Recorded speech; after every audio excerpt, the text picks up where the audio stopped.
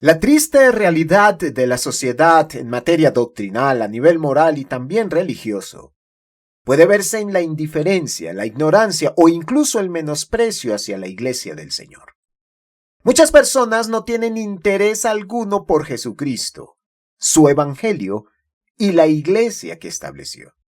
Para estas personas, la Iglesia es meramente un edificio al que suelen asistir de vez en cuando, como si se tratara de un club, sobre todo cuando tienen problemas o si desean calmar sus conciencias. Para otras personas, la Iglesia es una simple institución religiosa, como muchas otras que existen, donde se puede recibir cierta ayuda y apoyo personal en algunas áreas del ser. Otras personas, y lastimosamente no pocas, consideran a la Iglesia como una institución meramente humana y por lo mismo corrupta y desposeída de cualquier valor. Estas personas suelen desacreditar a la Iglesia de Cristo pensando que no tiene nada que ofrecer. Y así, debido a los distintos conceptos que existen, cualquier iglesia es tan buena o tan mala como todas las demás, y por eso mismo la Iglesia del Señor llega a ser menospreciada. En esta breve reflexión, quisiera responder las siguientes preguntas. ¿Qué dice la Biblia acerca de la Iglesia? ¿Cuál es el concepto del Señor en relación con su Iglesia? ¿Cómo la Iglesia fue observada, fue tomada por los primeros cristianos? Bienvenidos a la reflexión del día de hoy.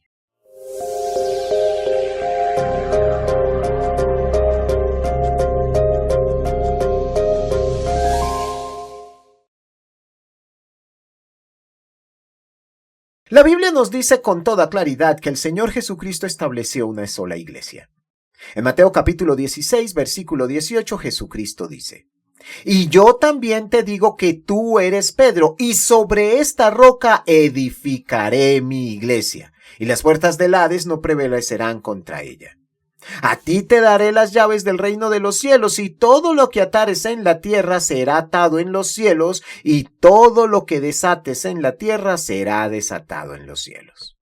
Notemos que en Mateo 16, 17 al 18, Jesús conecta los términos iglesia y reino para darnos a entender que el reino del Señor es la iglesia de Jesús.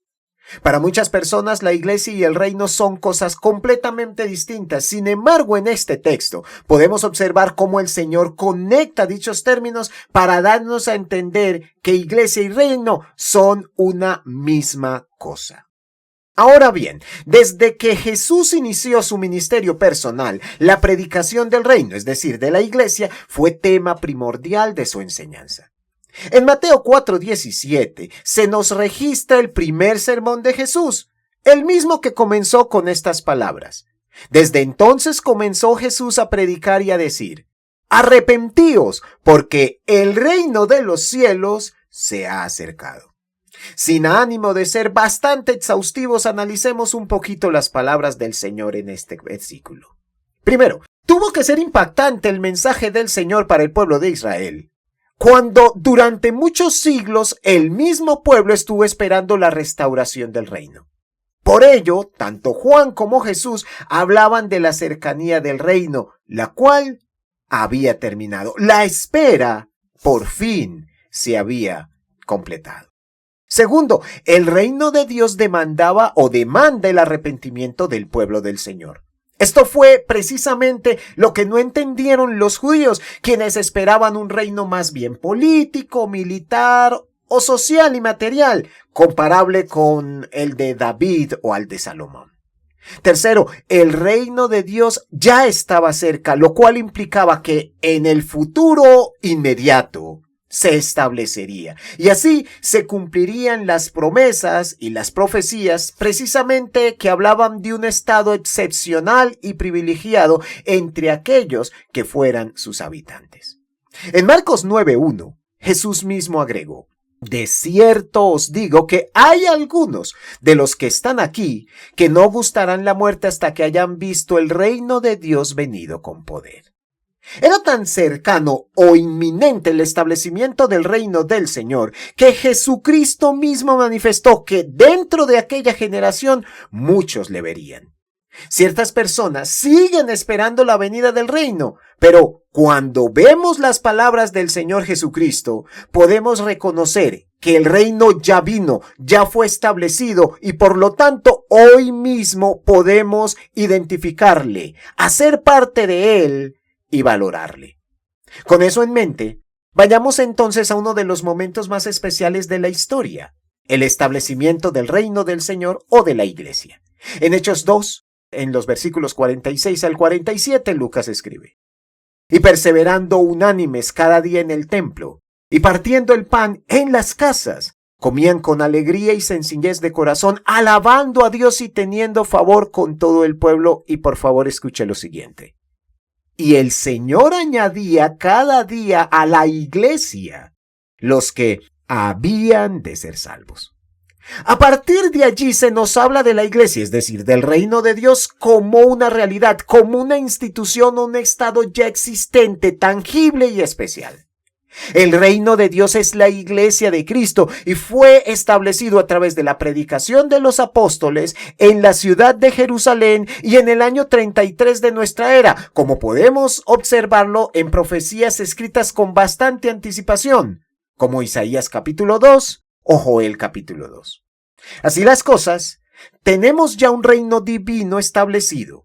Un reino que además es espiritual, pero un reino que es eterno y que Dios mismo planeó, estableció y aún preserva para todos los que anhelan salvación. Teniendo en claro que el reino es la iglesia, que ya fue establecido y que es eminentemente espiritual, vayamos al segundo punto, y es reconocer la naturaleza exclusiva del reino de Dios. Hay varios argumentos a través del Evangelio que pudiéramos identificar o reconocer para hablar precisamente de la distinción o exclusividad de la Iglesia de Cristo. Por cuestiones de tiempo, permítanme hablar tan solo de 3 de ellos, los cuales considero sumamente importantes. Primero, la Iglesia es aquel lugar donde Dios añade a los salvos. En Hechos 2:47 se nos dice: el Señor añadía cada día a la iglesia los que habían de ser salvos. Muchas veces solemos hablar de Jesucristo como el sujeto que nos salva, pero pocas veces nos detenemos a pensar cómo Jesucristo nos salva, y según este versículo lo hace al añadirnos a su iglesia. La iglesia de Cristo llega a ser tan importante que para ser salvos, debemos ser añadidos por Jesucristo mismo a ella, lo cual implica que para ser salvos necesitamos estar dentro de la iglesia que el Señor estableció. Es importante entonces que nos aseguremos de cuál iglesia pertenezcamos, pues si ella no es la iglesia establecida por el Señor, nuestra salvación puede estar en riesgo. Segundo, Cristo entregó su vida, Cristo se sacrificó por entero por su iglesia. En Hechos capítulo 20, versículo 28, Lucas escribe: la iglesia del Señor, la cual Él ganó con su propia sangre. Un poco más adelante, en Efesios 5:25, es el apóstol Pablo quien agrega a lo anterior: Cristo amó a la iglesia, entregándose a sí mismo por ella. Comúnmente solemos pensar que Cristo murió por todos los hombres. Sin embargo, cuando analizamos estas frases, estos versículos en particular, nos enteramos de que Cristo murió por su iglesia. Es decir, tan importante es la iglesia para el Señor, que Jesucristo mismo entregó su vida entera por ella, se sacrificó por ella para mostrarle su amor y trascendencia. Cristo no murió por todas las iglesias. Cristo no murió por las denominaciones o por cualquier religión, mucho menos por las sectas. Cristo murió única y exclusivamente por aquella iglesia que Él mismo planeó, estableció y guarda o protege a través del Evangelio. Y en tercer lugar, digamos que Cristo es la máxima autoridad de su iglesia. En Efesios, en el capítulo 1 y entre los versículos 22 al 23, el apóstol Pablo manifestaba: y sometió todas las cosas bajo sus pies. Hablando de Jesucristo, añade: y lo dio por cabeza sobre todas las cosas a la iglesia, la cual es su cuerpo. Lo primero que este texto nos dice es que Cristo, y solamente Cristo, es la cabeza, es decir, la autoridad máxima de la iglesia. Lo segundo que se nos implica es que Cristo tiene solo un cuerpo, es decir, una sola iglesia, así como su iglesia tiene solamente una cabeza. Es deber de la iglesia de Cristo sujetarse a Jesucristo, y esto se logra a través de la sujeción al Evangelio, de la obediencia a la enseñanza de Jesucristo que hallamos en el Nuevo Testamento. Jesús nos confirma cuán importante es su iglesia al ponerse como cabeza, es decir, como autoridad primaria en ella. La importancia de esta iglesia se determina porque reconoce en Jesucristo a su única autoridad, pero además es en la iglesia de Cristo donde nos sujetamos por entero a la autoridad del Rey, sabiendo que somos parte de él. Así las cosas, y teniendo en cuenta que la iglesia es el reino de Dios, que ya ha sido establecido por Dios mismo, que por él murió Jesucristo, que la iglesia es aquel lugar en el que somos añadidos para ser salvos y que es allí donde Cristo ejerce su autoridad, quisiera hacerles 10 preguntas muy sencillas, las cuales espero motiven su reflexión en este día. Primero, si Cristo murió por la iglesia y la compró con su sangre, como leemos en Hechos 20:28, ¿cómo podríamos subestimar su importancia de decir que cualquier iglesia sirve? Segundo, si en la iglesia somos añadidos para ser salvos, según Hechos 2:47, ¿acaso podríamos decir que podemos ser salvos perteneciendo a cualquier iglesia? Tercero, si Cristo es la cabeza de la iglesia y esta es su cuerpo, como observamos en Efesios 1:22 al 23, ¿acaso podemos tener comunión con Cristo fuera de su iglesia o en cualquier iglesia? Cuarto, si Cristo amó tanto a la iglesia como para entregarse por ella, como observamos en Efesios 5:25, ¿no debemos nosotros también amarla y formar parte activa de la misma? Quinto, si la iglesia es el reino de Dios, como leímos en Mateo 16:18 al 19, ¿cómo podríamos ignorar su importancia y cómo no someternos al gobierno y autoridad de Cristo siendo parte de su iglesia? Sexto, si la autoridad de Cristo se ejerce dentro de su iglesia, como también observamos en Colosenses 1:18, ¿cómo podríamos someternos a Cristo sin llegar a ser parte de la iglesia que Él preside o dirige? Séptimo, si en la iglesia encontramos comunión con otros creyentes y con Dios también, como leemos en 1 Corintios 12, del 12 al 13, podríamos decir que tener comunión con el Señor y con nuestros hermanos es posible fuera de la iglesia. Octavo, si el propósito de la iglesia es ser columna y baluarte de la verdad, como leemos en 1 Timoteo 3:15, ¿cómo podríamos buscar de la verdad fuera de la iglesia?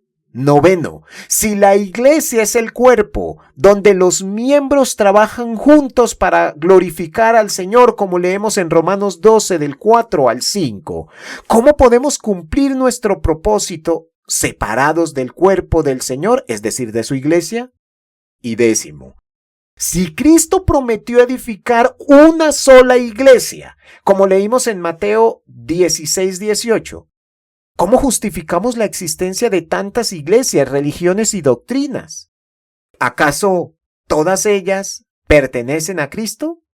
Espero, mis hermanos y amigos, que esta reflexión nos permita valorar la importancia de la iglesia del Señor Jesucristo y por lo mismo llegar a ser parte de ella.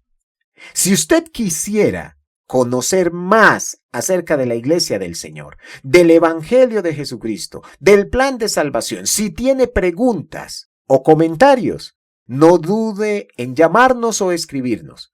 Con gusto estaremos dispuestos a atenderle. Gracias por su amable atención. Dios les bendiga.